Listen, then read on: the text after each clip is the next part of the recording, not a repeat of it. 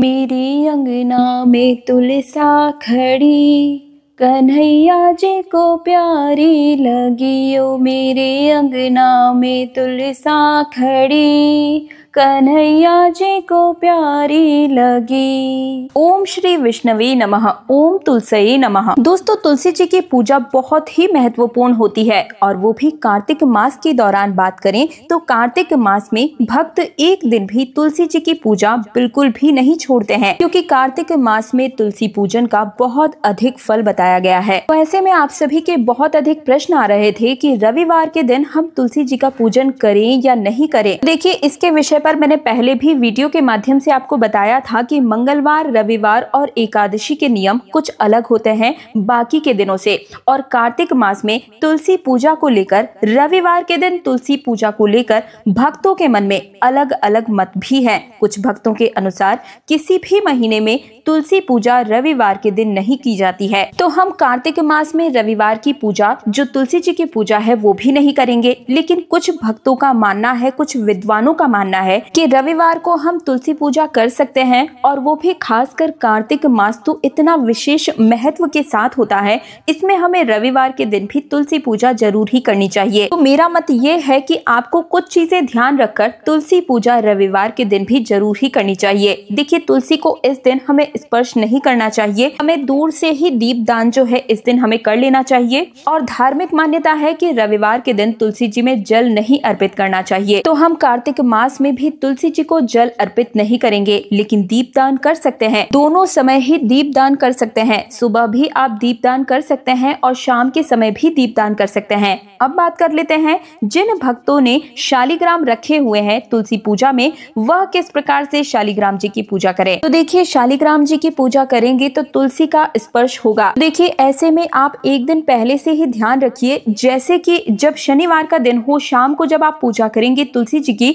तो उसी समय शालिग्राम को थोड़ा सा तुलसी से अलग कर लीजिएगा, जिससे कि जब आप रविवार को शालिग्राम का अभिषेक करें, पूजन करें, तो तुलसी जी उनसे स्पर्श न हो। बस इस बात का आपको ध्यान रखना होता। देखिए, वैसे तो तुलसी माता की पूजा हम सभी वर्ष भर ही करते हैं, और ऐसा शायद ही कोई महीना होता होगा जब हम तुलसी माता का पूजन ना करें।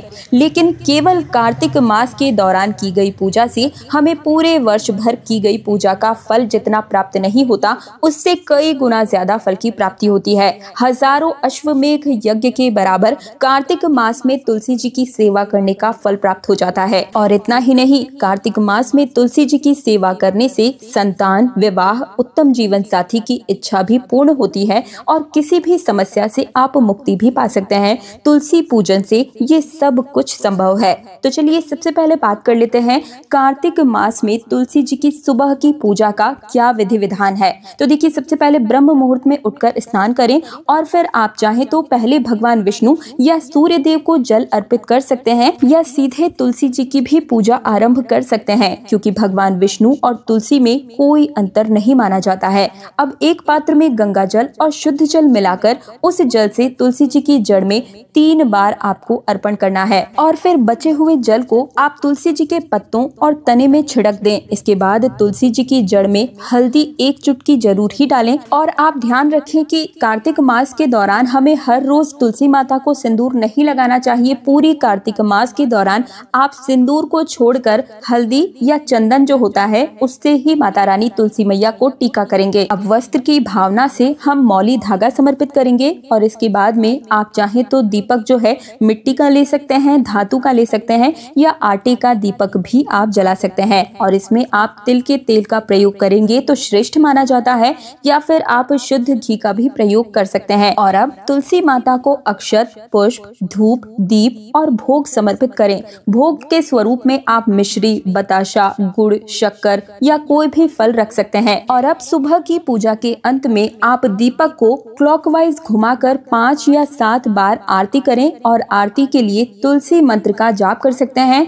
ओम तुलसी नमः मंत्र का जाप करते हुए आप आरती को पूर्ण कर सकते हैं। अब बात कर लेते हैं कि तुलसी जी की परिक्रमा हमें क्या हर दिन करनी चाहिए। तो जी हाँ, आप हर दिन परिक्रमा कर सकते हैं।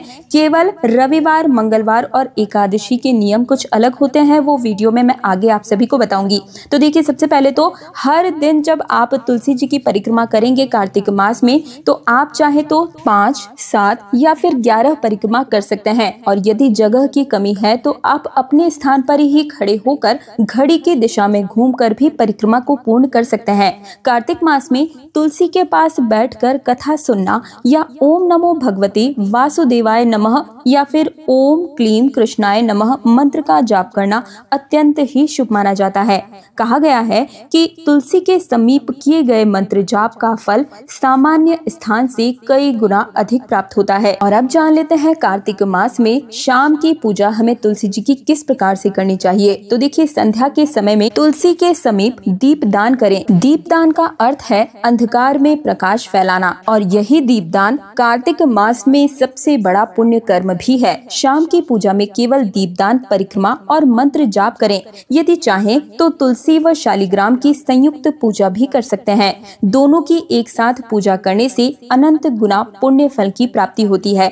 बात कर लेते हैं रविवार, मंगलवार या एकादशी के दिन हमें क्या करना चाहिए। तो देखिए, रविवार और एकादशी के दिन तुलसी में जल समर्पित न करें, लेकिन दीपदान अवश्य ही करें, क्योंकि इन दिनों में दीपदान का विशेष महत्व होता है। और मंगलवार के दिन आप जल भी समर्पित कर सकते हैं, दीप प्रज्वलित भी कर सकते हैं, लेकिन परिक्रमा नहीं करनी चाहिए। तो ये थी मंगलवार, रविवार और एकादशी से जुड़ी हुई संपूर्ण जानकारी। अब बात कर लेते हैं कि तुलसी में सिंदूर हमें कब समर्पित करना चाहिए। तो देखिए, देव उठनी एकादशी के दिन जब तुलसी जी का विवाह संपन्न होता है, तभी तुलसी जी को 16 श्रृंगार अर्पित किए जाते हैं। और पूरे कार्तिक मास के दौरान इसीलिए हम हल्दी से ही टीका करते हैं, क्योंकि अब तुलसी महारानी का विवाह होने वाला है। तो जिस प्रकार से कुंवारी कन्या को हल्दी समर्पित की जाती है, हल्दी लगाई जाती है, उसी प्रकार से हम तुलसी जी को भी हर रोज हल्दी ही समर्पित करते हैं। और जब देव उठनी एकादशी का दिन आता है, तो पूरे विधि विधान से धूमधाम से तुलसी जी का विवाह संपन्न करते हुए हम तुलसी माता को सिंदूर समर्पित करते हैं और 16 श्रृंगार समर्पित करते हैं। अब बात कर लेते हैं कि तुलसी पूजन में कौन कौन से मंत्रों का हम जाप कर सकते हैं। कोई आसान सा मंत्र बताइए। तो देखिए, ओम तुलसी नमः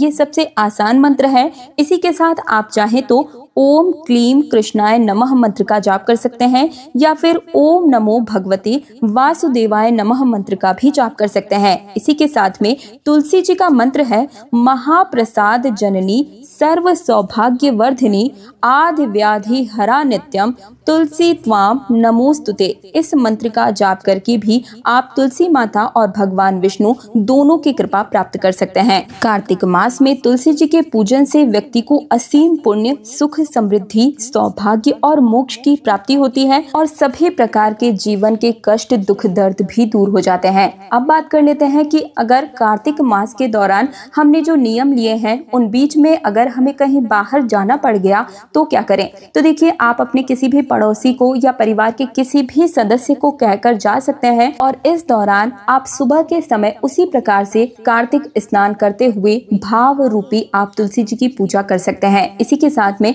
अगर महिलाओं को पीरियड्स की समस्या हो जाए, तो इन 4 से 5 दिनों में भी आप भाव रूपी पूजा ही तुलसी जी को समर्पित कर सकते हैं। केवल उन्हें छुएंगे नहीं, आप दूर से उन्हें प्रणाम कर सकते हैं और मंत्रों का जाप भी कर सकते हैं। अब बात कर लेते हैं कि कार्तिक मास के दौरान हमें किस प्रकार का भोजन ग्रहण करना चाहिए। तो देखिए, कार्तिक मास के दौरान आप चाहे तुलसी जी की सेवा पूजा करें या ना करें, आपको अपने घर में मांस, मछली, प्याज, लहसुन, मदिरा का आदि सेवन भी नहीं करना चाहिए, और ना ही घर में इन चीजों को स्थान देना चाहिए।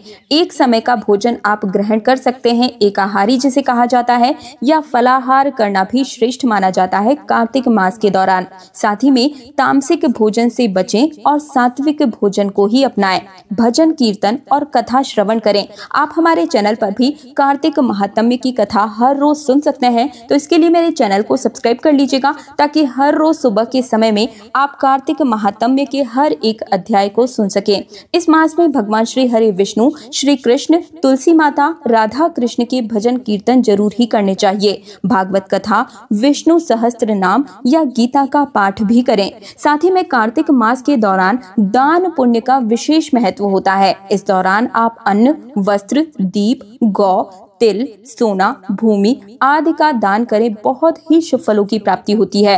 प्रत्येक सोमवार, एकादशी और पूर्णिमा पर विशेष दान भी करना चाहिए। कुछ चीजें निषेध हैं, यानी कि कुछ चीजों को इस दौरान हमें नहीं करना चाहिए, जैसे कि कार्तिक मास के दौरान बाल नहीं कटवाने चाहिए, नाखून भी नहीं काटने चाहिए। कार्तिक मास के दौरान हमें तेल से मालिश भी नहीं करनी चाहिए और मसालेदार भोजन भी नहीं खाना चाहिए और दूसरों की निंदा भी नहीं करनी चाहिए। साथ ही में इस मास में क्रोध, झूठ, ईर्ष्या और लोभ से दूर रहना चाहिए। एकादशी और पूर्णिमा पर विशेष नियम होते हैं, जैसे कि कार्तिक शुक्ल एकादशी यानी कि देव उठनी एकादशी से विवाह मांगलिक कार्य प्रारंभ किए जा सकते हैं और पूर्णिमा को श्री हरि विष्णु और माँ लक्ष्मी की पूजा करने से अक्षय पुण्य फल की प्राप्ति होती है। सुबह के समय जब आप कार्तिक स्नान करें, उस समय आप कुछ मंत्रों का जाप किया करें। ओम नमो भगवते वासुदेवाय नमः या ओम नमो नारायण नमः, ओम हरये नमः। इस प्रकार के मंत्रों का जाप करने से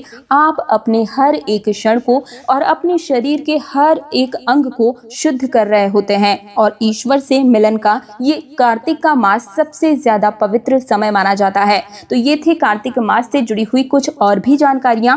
कई सारी जानकारियां मैंने अपने चैनल पर डाल दी है। इस वीडियो को देखने के बाद मेरे चैनल में विजिट करके संपूर्ण जानकारी और तुलसी जी का जो पूजन है वो मैंने खुद करके भी दिखाया है, तो आप उस वीडियो को देखकर भी तुलसी जी के पूजन को आपको कैसे करना चाहिए देखकर भी आप सीख सकते हैं। तो मुझे उम्मीद है मेरे द्वारा दी गई जानकारी से आप सभी को संतुष्टि मिली होगी। वीडियो पसंद आए तो वीडियो को लाइक करके मुझे कमेंट सेक्शन में जरूर ही बताइएगा और हर एक सनातनी के साथ इस वीडियो को ज्यादा से ज्यादा शेयर जरूर ही कर दीजिएगा। मिलती हूँ एक और नई जानकारी के साथ। हरे कृष्ण हरे रामा।